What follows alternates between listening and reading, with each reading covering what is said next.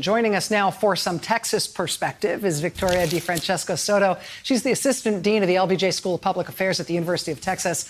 Professor DeFrancesco Soto, it's great to have you here. Thanks for making time for us.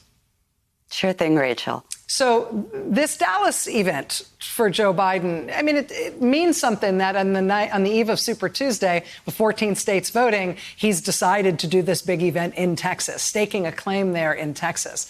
But with this slew of endorsements, including Beto O'Rourke, including Nevada Senator Harry Reid, including Pete Buttigieg, including Amy Klobuchar, does this potentially give him a better shot in Texas? Things are looking good for Joe Biden, Rachel, but there are a lot of factors out there that are still unknowns. Just a minute ago, you were talking about the Bloomberg effect, and I think this is a really big issue here in Texas, given the brand of Democratic politics in Texas. It's not as progressive as it is in California, so this is an area where a Bloomberg can play well. Also, we saw Buttigieg playing moderately well as well. So when we're looking at what's going to happen tomorrow, we need to take into consideration the 18% that we've been seeing Bloomberg get in these polls. Does that dampen down after we see what happened in South Carolina and the momentum? That's the question. The other big issue here in Texas, obviously, is the Latino vote.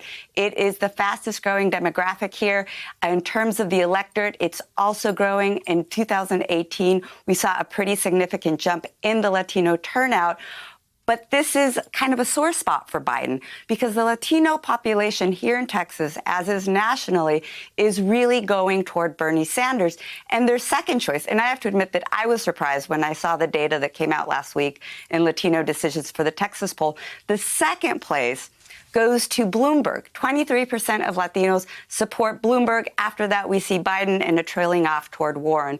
So I think Biden is going to do well, better than I would have said a week ago. But the Bloomberg factor, Warren is also pretty strong here. And what I've seen in polling out of Texas is when you ask Texans what their second choice is after Pete Buttigieg, who has since dropped out of the race, it's Warren. So we can't count out Warren and Bloomberg, and the Latino factor all make me a little bit cautious in saying, okay, Biden's got it. He's on a straight and narrow here in Texas.